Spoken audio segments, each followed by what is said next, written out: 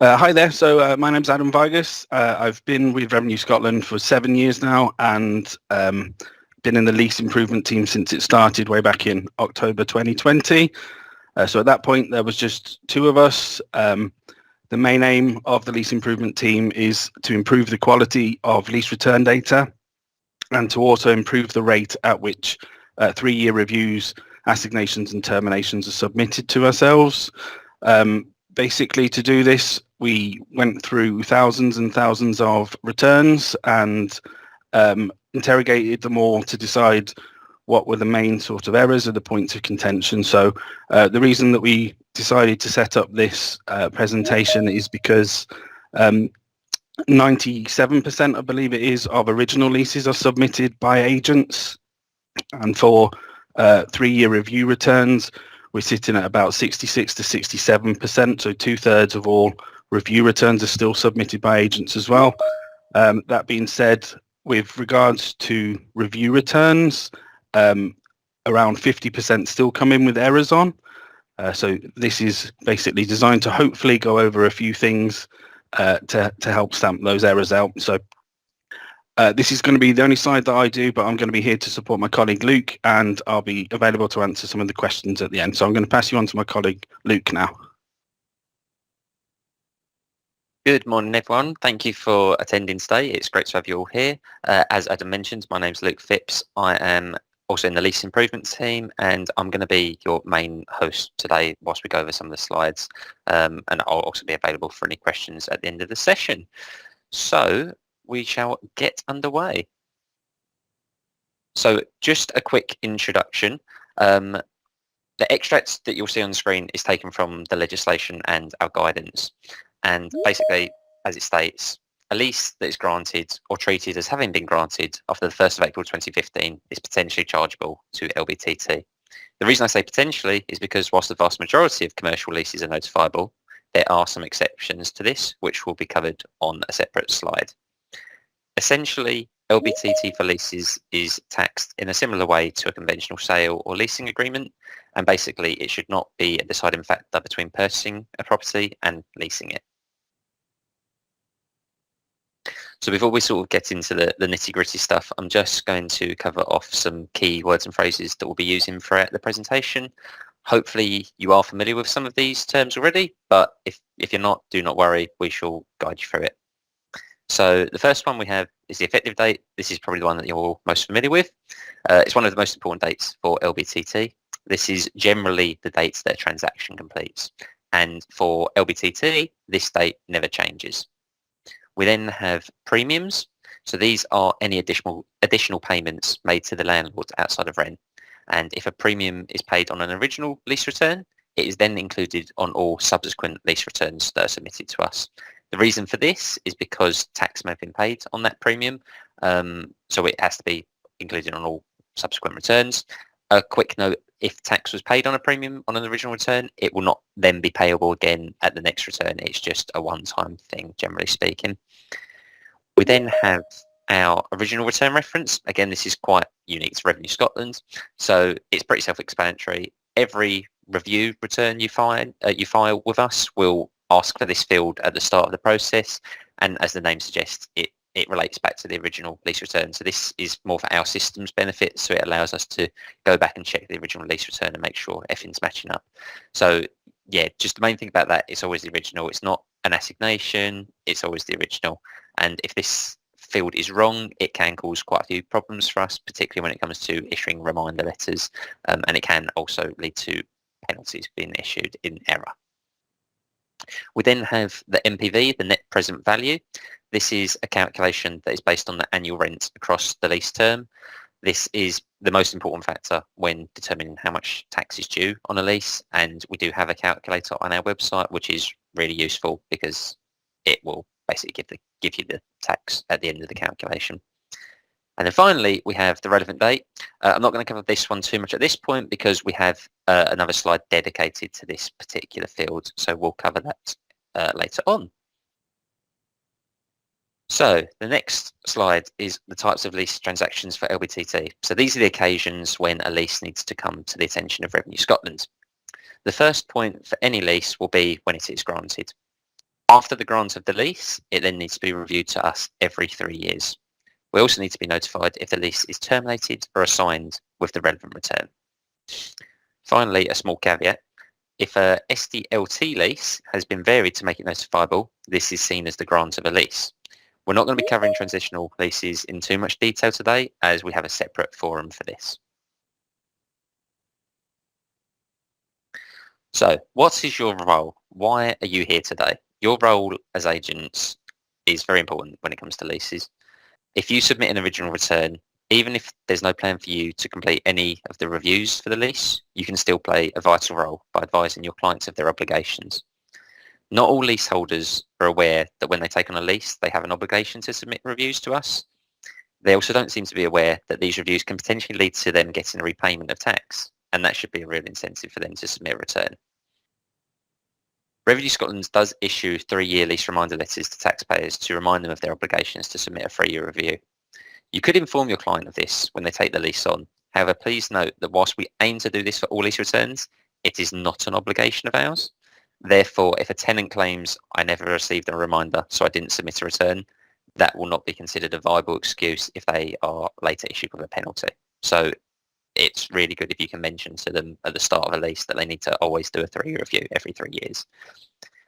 As a reminder, LBTT is a self-assessed tax, and the taxpayer has the obligation to inform Revenue Scotland of any changes with their lease. You can also recognise when a return may be due. If a client comes to you about an assignation or a termination of a lease, this may be a good time to remind them that a return needs to be submitted to Revenue Scotland, and they may wish for you to do this themselves. A final point that often seems to be a misconception: if nothing has changed with the lease, your client should not need to pay tax again. A lot of taxpayers seem to think that every time they submit a review to us, they need to pay the tax again. But if nothing's changed, there shouldn't be any change to the tax, so they don't need to pay the sum again. And this, we believe, is a reason that some people don't submit a return, because they're concerned about that. So a lot of taxpayers ask what a 3-year review is. This is most likely due to the fact that they either had a lease under SDLT, where 3-year reviews were not a requirement, or they've just taken on a lease for the first time and have not researched their tax obligations. So here's the easy answer. The 3-year review is an opportunity to provide Revenue Scotland with an update on your lease and the actual rent paid for the previous 3-year period. So if it was a 3-year review, it'd be the previous 3 years. If it was your 6-year review, it'd be years 4 through 6, and so on. Revenue Scotland does not need to be notified about every single lease variation. Instead, common variations such as changes to the term or rent are notified to us at the 3-year review stage. Upon submission of your 3-year review, you'll get an update on the tax position, which will show you one of the following: either additional taxes due. This is likely if you've increased the rent or the lease's term, you'd likely see an increase to the tax position. You can also have no change to the tax position. So like I said previously, if nothing's changed with the lease, you're quite likely to see this option, in which case nothing needs to happen regarding any additional payments. Or the final option is a refund is due, and this is often due to reduced tax liability. A common scenario that has risen since the start of the pandemic is that a lot of leaseholders reduced their rent during this period. A lot of them got either a rent-free period entirely, or they just reduced it. So if this was the case, they're quite often going to be due a tax refund. And again, that should be an incentive for them to submit a return to us. So whilst the vast majority of taxpayers choose to use a solicitor for their free review, we've also made this process relatively easy for them to complete themselves. They simply need to access our review portal, which is found on our website. They will be given a list of all the information that they require to complete the review, and from there it is a simple matter of filling out the form. It's really not too different from the process that you would follow as their agent. So again, if you don't want to do it for them, you can advise them they can do it themselves. On this screen, we have an example of a 3-year review. For simplicity, we've stripped out the date, but I'm just going to give you a quick minute to read through this, and then we'll come back and have a quick chat about it.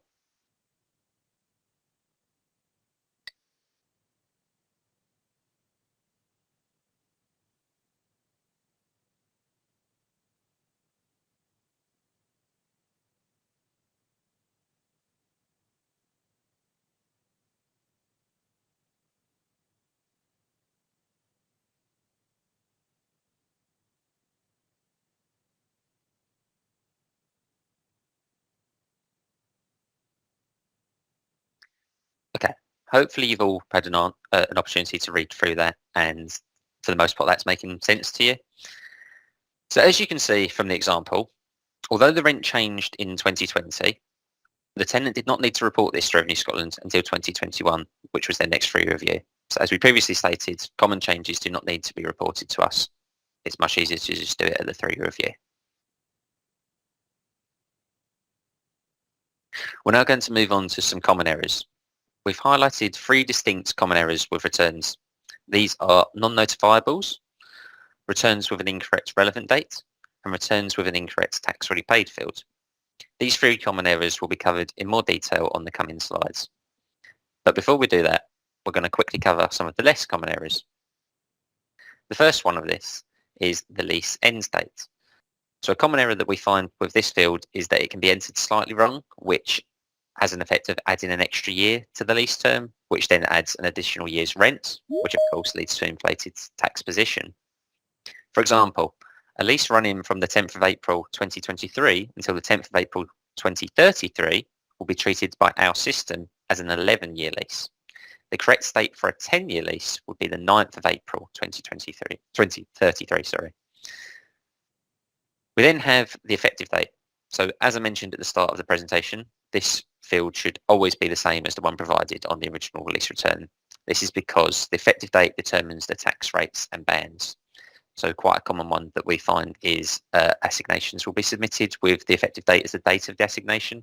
And whilst we understand that makes sense for solicitors, for LBTT, it just throws everything out of whack. So it always needs to be the original effective date. We then have overwritten MPVs. This is not the most common, but we have seen it in the past. And what happens is both agents and taxpayers alike just completely overwrite the figure. So as I mentioned previously, you can use the calculator, and also when you're submitting the return, it calculates it all for you. But we have on occasion seen people overwrite this field. This should never really be done, and it can cause additional trouble for the taxpayer. We would say that if you ever think there is an issue with the MPV, use the figures the calculator gives you, and then you can send us a secure message about it. We can then investigate this for you. We then have premiums. As we mentioned at the start, if a premium is paid on the original, it should be included on all subsequent returns. This is because tax will have been paid on the premium. Quite a lot of returns are submitted with the premium taken off, which then means we have to then get in touch with you to get that resolved. Finally, we have the original return reference, which again, as I mentioned previously, should always relate to the original return. So why are we addressing these most common errors now? Well, some tenants may not be required to submit returns at all. Some tenants will receive penalties that they maybe shouldn't have, many of which will be brought to you as their agent. You may even offer to pay these for them. Overall, we want to improve this experience for everyone. So our first common error are non-notifiable returns. This is the main error that is found on original lease returns. The rest of the errors occur across all review return types. So in 2022, 10% of all original lease returns submitted to Revenue Scotland were non-notifiable. 212 different solicitor firms submitted at least one non-notifiable return in this period. So whilst that may not seem like a huge number off first reading it, it is quite a lot because it shows that there's a lack of understanding across the board. It's not just 1 or 2 people making this mistake, it's across most firms. So that's why we're trying to tackle this. Whilst the vast majority of commercial leases are notifiable to Revenue Scotland, there are a few exceptions to this. First, we have the less common type of non-notifiable, which is where a lease runs for more than 7 years and has both a relevant rent of less than £1,000 and any consideration other than rent is also less than £40,000.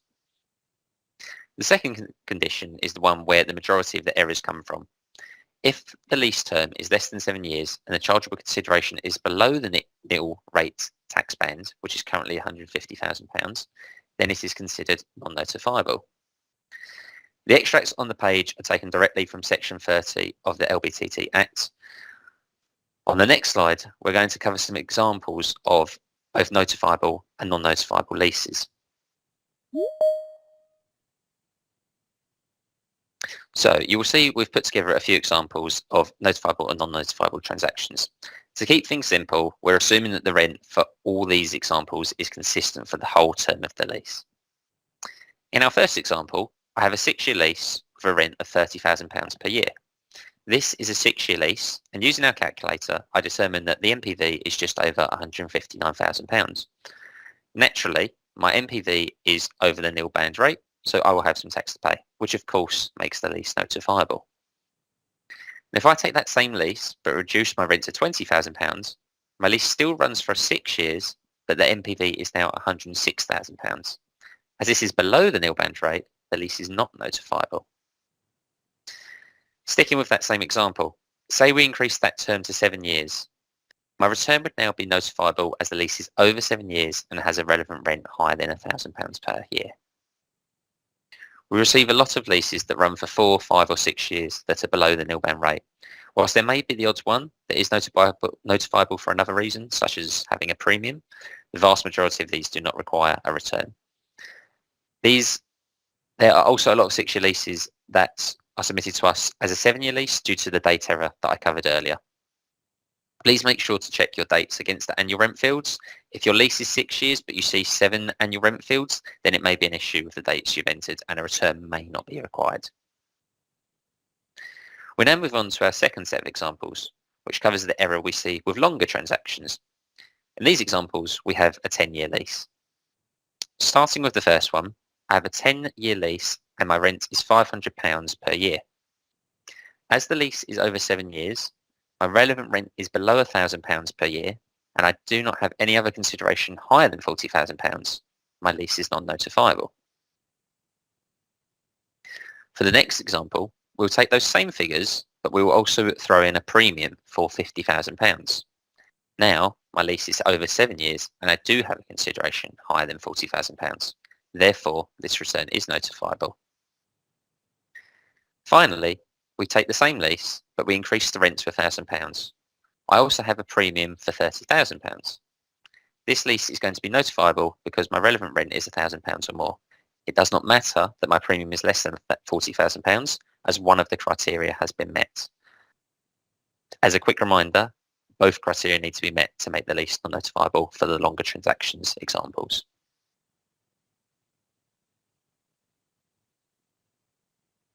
While still on the topic of notifiable leases, some agents have contacted us previously and explained they needed to submit a return for a non-notifiable lease for the lease to be registered in the Book of Counsel and Sessions. We've looked into this and it is not correct and is simply a misconception. We've copied an extract from Roz's website, which you can see on your screens now. I'm just going to give you a quick moment to read through this as it's quite important.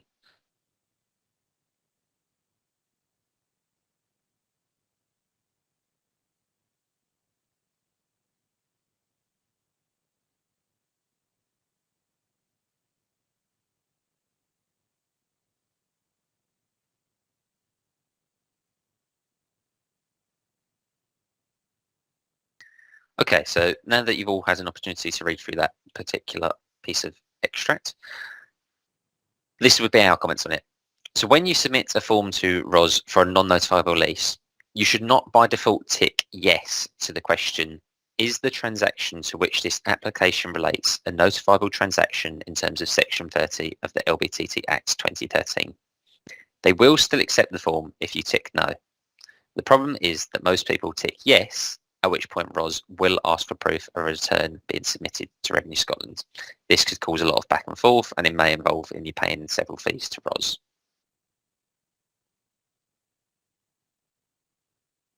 We've recently introduced several updates to our system to help resolve some of the common errors. The two pictures on the screen demonstrate just two of these changes. On the top of the screen, you'll see a banner alert. This banner will appear if you try to submit a lease that matches our non-notifiable criteria that we just covered.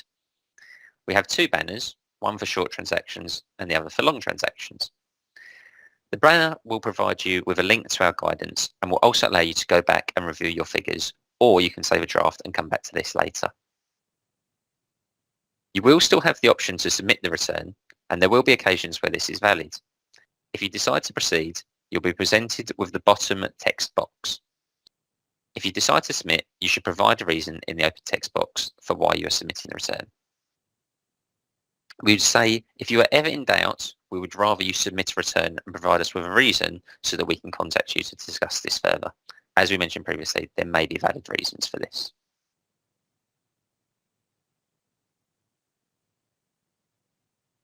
So our second error is regarding the relevant date.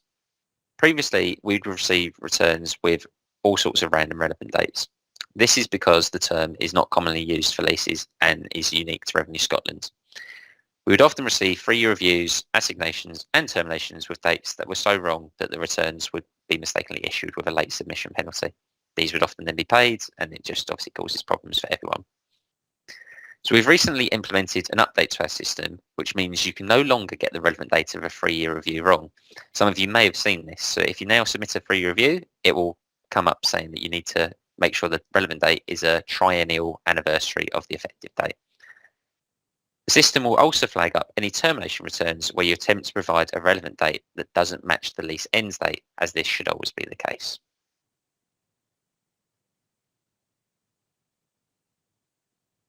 So as I just mentioned, we've made some updates to the system to account for this error as well. You'll now see one of the following boxes when you get to the relevant date field, depending on what type of return you submit. So as I mentioned, for 3-year reviews, it's the 3rd anniversary. So if you're on your 3-year review, it'd be 3 years on from the effective date. 6-year review, 6 years on from the effective date, so on and so forth. Assignations, it's the date of the assignation taking place. And terminations, it's the date of the termination taking place, which, as I said, will often match the lease ends date.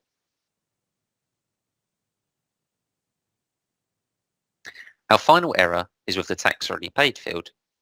This field plays an integral role in lease repayments and is a common cause for issues. We receive a large amount of returns where the tax already paid field has been left blank. The likely reason for this is because you need to click the Edit Calculation field after you've completed all of the rental figures. This field was often missed, which often resulted in the field, as I said, being left blank, which could then result in the tax becoming outstanding, where we would likely be chasing you to pay the outstanding tax, or the tax will just be paid again, which then means when you get to the next review, you might actually be due 2 refunds, but of course someone needs to pick up on this error and account for it. To combat this particular error, we've recently added in an extra piece of text to alert the user to this field. We've also on occasion seen figures entered in the tax repeat field that are just wrong for various reasons. This could be that a previous refund hasn't been accounted for, a payment for or penalty has been added to the tax paid field, or that a completely random figure has been used. We do check all repayments thoroughly, so whilst we will pick up on any errors, this may delay the refund, especially if you are subsequently required to amend the return. The correct tax already paid figure can be found on a lease reminder letter. It may be useful to ask your client for a copy of this if you don't already have it to hand. This will also give you ample time to raise any potential discrepancies with us in advance of submission. This error can result in false repayment claims, many involving additional tax actually being due to Revenue Scotland. As you'll see, we've updated this field to now include the text you see on your screen. Overall, this seems to be working quite well, as we have noticed a decrease in this particular error.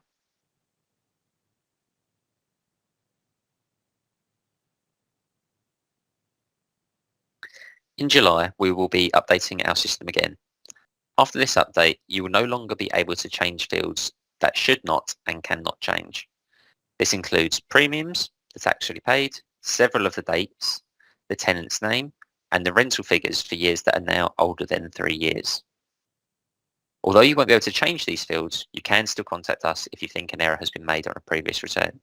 We can then amend old returns as necessary.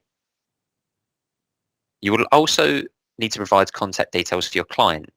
Previously, you were able to put in your own details or even our details, but going forward, you'll have to provide contact details for the client so that we can contact them directly if we need to. Your client will also receive an additional email to confirm submission of their return and to confirm their obligations. You will also be given a hyperlink for the return PDF, which you can send to your client if you wish.